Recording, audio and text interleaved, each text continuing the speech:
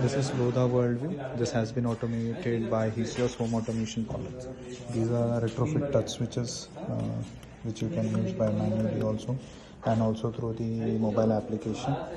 Here we have automated your light, fan, ACs and everything, and the entire flat has been automated if you're able to see that. So I'll just show you the living room right now, because in the other rooms pets are there.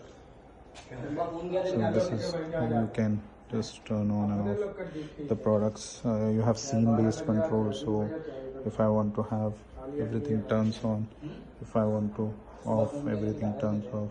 There is a chill mode that I can play.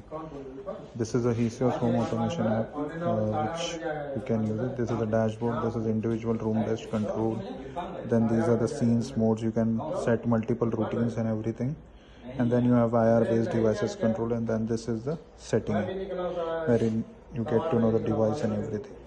Thank you.